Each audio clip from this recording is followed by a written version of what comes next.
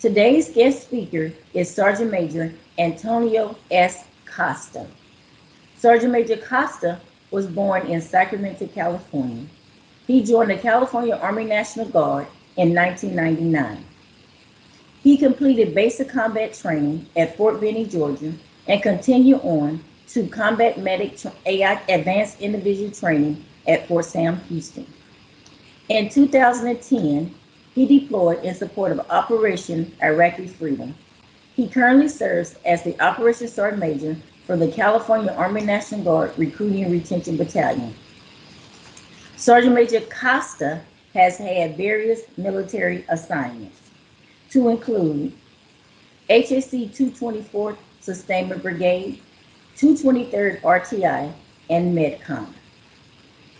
He has been assigned to several leadership positions, to include Troop Medical Clinic NCOIC, OCS TAC NCO, First Sergeant, and the Southern California Region Recruiting Sergeant Major.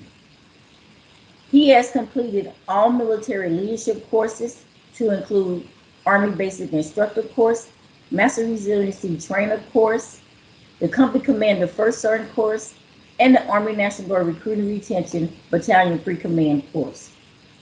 Sergeant Major Costa has received several military awards and decorations. He is married to his wife, Sarah. They reside in Elk Grove, California. They have 3 children, Maya, Antonio Jr., and Gabrielle. Good morning, everyone. My name is Sergeant Major Costa. I'm the Operations Sergeant Major for the RRB in California. First, I wanted to thank the SMTC staff for the opportunity to speak to you guys today, as well as the hard work they've been doing training you guys for the last 5 weeks through teams in this crazy COVID environment. So I really want to thank them. They put a lot of work into training you guys, and obviously the better trained you are, the better you'll be when you get back to your state, and the better recruiter you'll be. So I want to say thanks. I know I'm the last thing between you guys and your tin badges, we like to call it, your basic badge. So I'm going to stick to the 3 Bs. You want to know these 3 Bs when you're presenting or talking. The 3 Bs are be interesting, be brief, and be done. So I'm going to keep it short, tell you what you need to know, and let you guys move on. First thing I want to talk about is I've been around a long time. I went to the SQI4 course in 2000, graduated in May of 2000.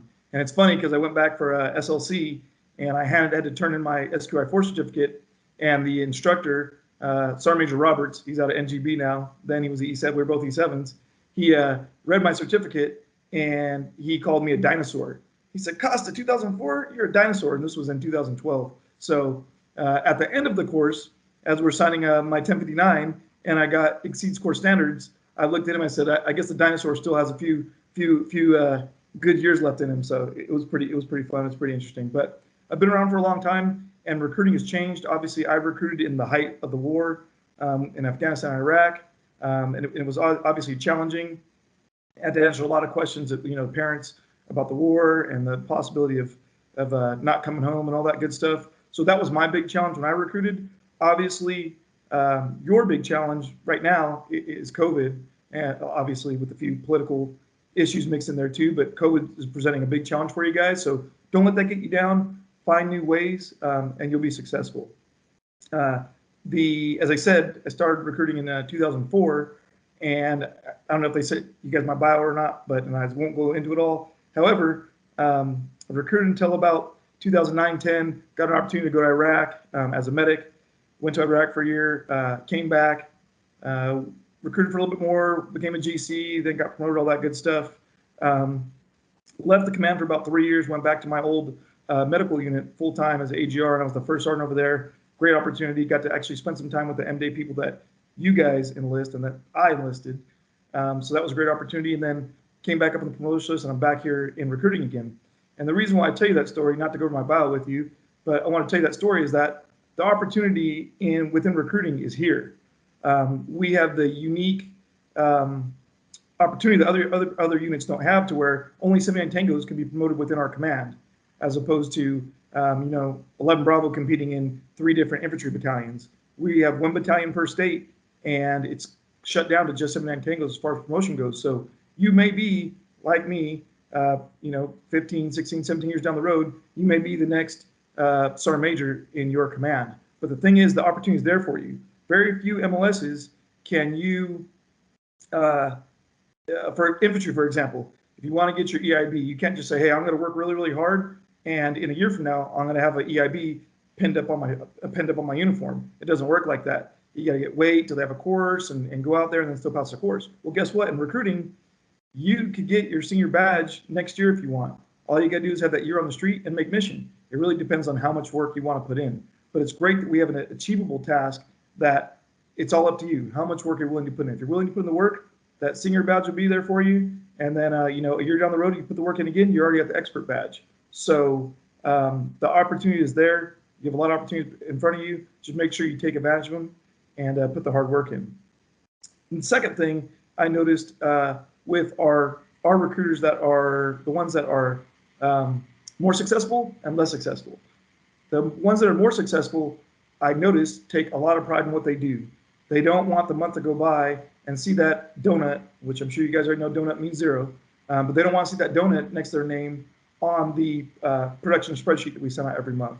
So if you take pride in what you do and every day try your hardest, earn your paycheck, it'll be there for you. Don't accept the fact that your office partner or other people in your region or on your team are rolling donuts and say, oh, it's okay, I'm not the only one, that we're all rolling donuts. No, don't worry about anybody else except for yourself.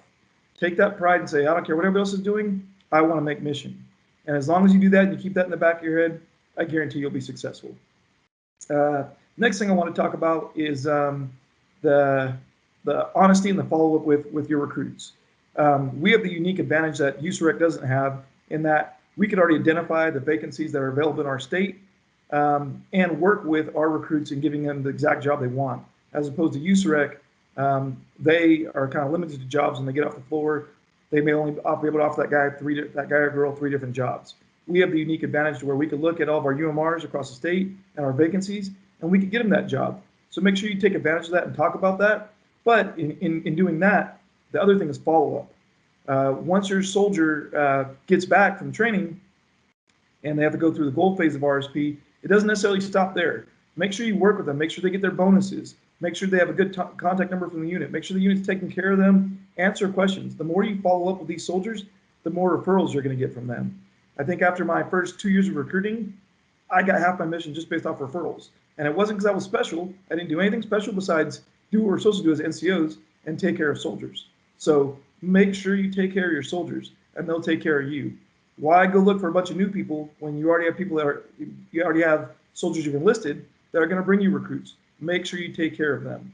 And I always use that as kind of a segue with the parents. I'm like, look, when your son or daughter comes back from training, I'm still going to be sitting right here in this office. I'm not an active duty recruiter that 3 years down the road is going to be back at Fort Hood, Fort Benning. I'm going to be right here. I'm local. I'm a citizen soldier. I'm going to be here to answer those questions and make sure your son or daughter is getting everything that was promised to them in their contract. So that's another thing you can take advantage of. Next key note is MEPS. I encourage all of you, if you haven't already, go to MEPS and sit there for a day or two. I know with COVID it's a little bit hard, but sit there and observe what's going on at MEPS, what the GC's pet peeves are, how they want paperwork completed, because every MEPS is different.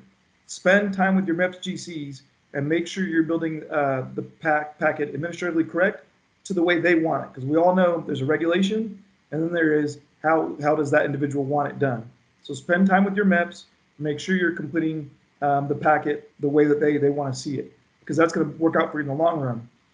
When I was a MEPS GC in Sacramento, I had another green suitor and one DAC. And when sometimes they would come off the floor, like 3-4 people at a time, all at the same time for some weird reason, and we would all race to the folders and try to pick the best packet after we QC'd them. We didn't want that one recruiter whose packet always has a bunch of errors, and you get to the SF-86, they filled in all wrong information, and it takes you hours to write that guy because you had to fix a bunch of stuff. So don't be that guy or girl.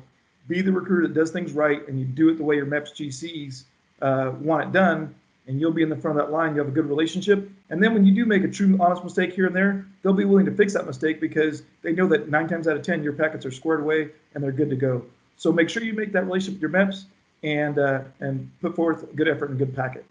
And the last thing I want to leave you guys on, told you I was going to be brief, is family.